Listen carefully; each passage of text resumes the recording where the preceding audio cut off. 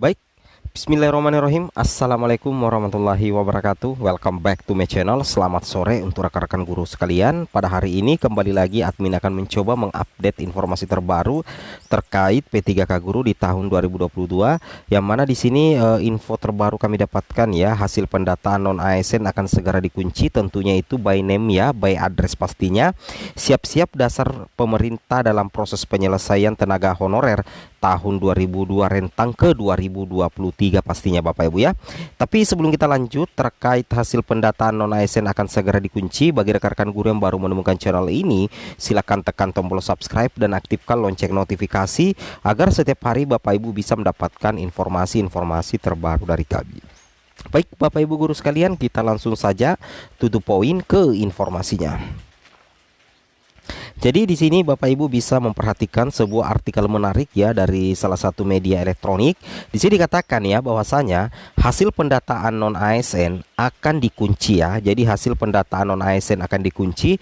Di sini Menpan RB ya, Bapak Azwar Anas beri batas waktu ya. Di sini Bapak Ibu catat tanggalnya, tentunya seperti itu ya. Nah, Kementerian Pendayagunaan Aparatur Negara dan Reformasi Birokrasi Kemenpan RB dan Badan Kepegawaian Negara BKN memberikan warning ya. Warning ini kepada seluruh instansi Bapak Ibu ya, baik itu pusat maupun instansi daerah tentunya. Nah, kemudian di sini kita lanjutkan lagi Bapak Ibu guru yang terhormat, bahwasanya terkait dengan hal tersebut, mereka diminta segera melakukan pendataan non ASN yang benar-benar valid ya. Jadi instansi diharuskan untuk segera melakukan proses pendataan non ASN yang benar-benar valid. Tentunya nantinya itu akan disertai surat pernyataan tanggung jawab mutlak ya, atau SPTJM. Jadi SPTJM ini bukan untuk Bapak Ibu sekalian yang ikut pendataan, tetapi ini dari masing-masing instansi tentunya Bapak Ibu ya. Oke. Kemudian di sini kita bisa lihat lagi pelaksana tugas ya PLT dari Kepala BKN Bapak Bima Arya Wibisana mengungkapkan pemerintah butuh data honorer yang valid. Data valid itu akan menjadi rujukan ya. Jadi akan menjadi rujukan pemerintah dalam menyelesaikan honorer ya. Jadi kita perlu memahami ya bahwasanya maksud dan tujuan dari pendataan non ASN itu bukan untuk pengangkatan ya. Bukan untuk pengangkatan menjadi ASN P3K, tetapi rujukan, tetapi tujuan utama dari proses pendataan non ASN bahwasanya pendataan non ASN itu akan menjadi dasar Bapak Ibu ya, akan menjadi pondasi, akan menjadi dasar atau rujukan oleh pemerintah dalam proses penyelesaian honorer. Proses penyelesaian honorer itu tentunya mengarah ke ASN tentunya Bapak Ibu sekalian ya. Nah, tentunya akan mengarah ke proses pengangkatan menjadi ASN pastinya.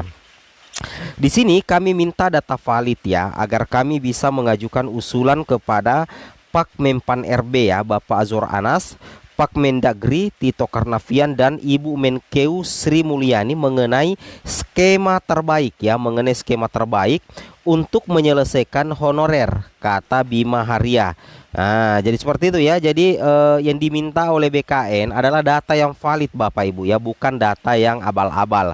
Kenapa? Karena data yang valid itu akan digunakan untuk mengajukan usulan ya kepada Menpan RB, Mendagri, kemudian Kementerian Keuangan dalam proses pemberian semacam skema ya, skema terbaik untuk menyelesaikan honorer. Ini langsung dikatakan oleh Bapak Bima Arya yang dilansir di jpnn.com Bapak Ibu ya. Itu yang harus Bapak Ibu pahami.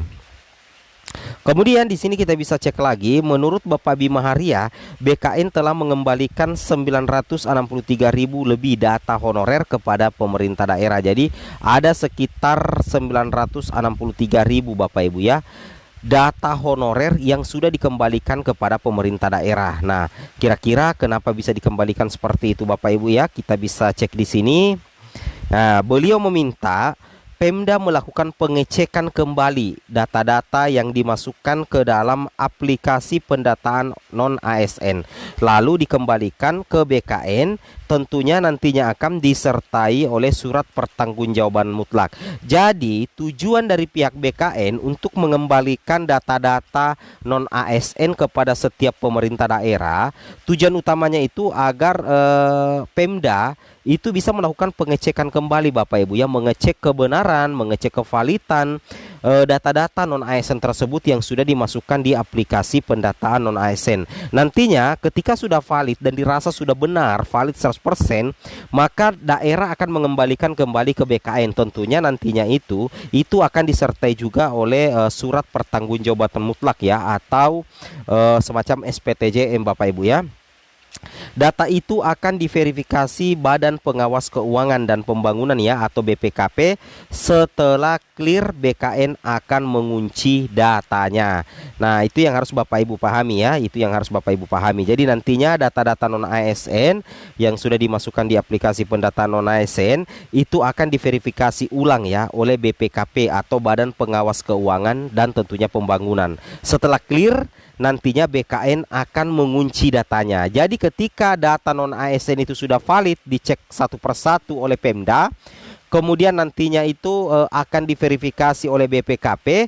Setelah dianggap valid, maka BKN secara otomatis akan mengunci data tersebut. Tentunya pengunciannya itu pasti by name Bapak Ibu ya, per nama Bapak Ibu ya, by name, by address pastinya. Oke. Kemudian kita lanjut lagi di sini Bapak Ibu guru yang terhormat. Di sini Bapak Bima menyampaikan ada pembahasan dengan Kemendagri ya, kemudian ada juga dengan Kemenpan RB dan Kemenkeu soal konsekuensi dari penguncian database honorer ini. Jadi ada semacam konsekuensi Bapak Ibu ya dari penguncian database honorer ini. Nah, kira-kira apa konsekuensinya? Di sini kita bisa lihat, kita bisa teliti lebih detail ya. Di sini katakan bagi daerah yang tetap nekat merekrut honorer maka akan jadi temuan ya, seperti itu ya. Jadi ini warning ya, warning bagi daerah ya yang tetap nekat merekrut honorer, maka secara otomatis itu akan menjadi temuan. Apalagi di sini Bapak Bima Haria mengungkapkan melihat posisi sekarang ini akan sulit menyelesaikan masalah honorer sampai November 2023. Jadi pemerintah pusat ya melihat posisi untuk saat sekarang ini itu sangat kesulitan Bapak Ibu ya dalam proses penyelesaian masalah honorer sampai November 2023 pastinya ya. Oke. Nah, kemudian di sini kita bisa lanjutkan lagi beberapa tambahan informasi.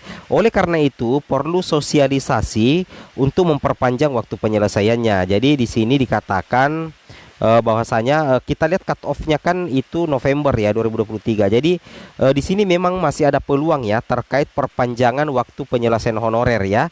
Kita berharap ada perpanjangan agar guru-guru juga atau honorer-honorer yang lain bisa betul-betul memvalidkan data-data yang akan diverifikasi Bapak Ibu ya. Nah, di sini dikatakan menurut Bima mengusulkan melakukan revisi atas penyesuaian PP nomor 49 2018 tentang manajemen P3K. Artinya tidak ada penambahan PP lagi dan cukup menyesuaikan soal batasan waktu 28 November ya 2023. Seperti itu ya. Jadi BKN saja meminta ya ada semacam perpanjangan ya untuk waktu penyelesaiannya. Kemudian di sini kita bisa lihat lagi sangat tidak mungkin ya menuntaskan masalah honorer pada November 2023. Waktunya sangat mepet ya. Ini bukan admin yang katakan ya. Ini artikel berdasarkan apa yang didapatkan di BKN ya, bahwasanya BKN saja itu kesulitan ya menuntaskan masalah honorer pada November 2023. Dan memang banyak suara-suara kita dengar di luar sana bahwa kemungkinan ya ada perpanjangan penyelesaian honorer. Mudah-mudahan saya seperti itu ya. Nantinya kata Bima penyelesaian honorer ini dilakukan bertahap dengan waktu 3 sampai 4 tahun ke depan. Ini pendapat dari PLT Kepala BKN Bapak Ibu guru yang terhormat ya. Nah, kemudian di sini kita lanjutkan lagi. Ada dua solusi yang ditawarkan BKN. Pertama, penyelesaian bertahap dari sisi jumlah. Kemudian yang kedua adalah penyelesaian bertahap dari sisi jabatan. Jadi itu adalah dua solusi yang ditawarkan dari BKN. Yang pertama itu menyelesaikan honorer dari sisi jumlah dan dari sisi jabatan. Tentunya ini menjadi satu kesatuan yang tidak bisa terpisahkan ya menurut admin pribadi ya, dan juga tentunya dari pihak BKN juga sih sepertinya. Nah, kemudian beliau mencontohkan tahun ini ya pemerintah memprioritaskan penyelesaian guru honorer dan tenaga kesehatan. Sementara tenaga teknis hanya mendapatkan formasi sedikit. Akan dilihat nanti apa yang akan pemerintah ambil, apakah penyelesaiannya bertahap dari sisi jumlah atau berdasarkan jabatannya. Nah, seperti itu ya. Kemudian di sini ditambahkan lagi Di sini bahkan dikatakan oleh Menpan RB Azwar Anas meminta para pejabat pembina kepegawaian atau PPK untuk melakukan pendataan non ASN ya. Tenggat waktu sudah diberikan sampai finalisasi 31 Oktober. Jadi finalisasinya itu tercatat di tanggal 31 Oktober. Bagi honorer yang belum masuk pendataan, Menteri Azwar menyarankan untuk melaporkan kepada BKD melalui instansi masing-masing seperti itu ya. Oke. Kemudian di sini yang terakhir kita bisa cek ya. Di sini dikatakan harus masuk pendataan ya, kalau tidak ya rugi Pemda dan honorer sendiri, tegas Azwar Anas dalam berbagai kesempatan. Bapak Bima pun kembali mempertegas ya pernyataan Menpan RB. Menurut dia, bagi yang tidak masuk pendataan non ASN otomatis dianggap bukan lagi honorer. Artinya tidak bisa diikut sertakan dalam gerbong skema penyelesaian honorer yang digadang-gadang 3 sampai 4 tahun ke depan. Wah, ini efek yang sangat berbahaya ya. Apalagi apabila honorer tidak masuk dalam database BKN. Berarti kalau tidak ikut pendataan, berarti dianggap bukan lagi honorer dan secara otomatis itu tidak bisa diikut sertakan ya dalam proses skema penyelesaian honorer. Nah, seperti itu ya. Jadi sangat rugi jika Bapak Ibu tidak fokus dalam proses pendataan ini. Oke, mungkin cukup sampai di sini informasinya. Assalamualaikum warahmatullahi wabarakatuh.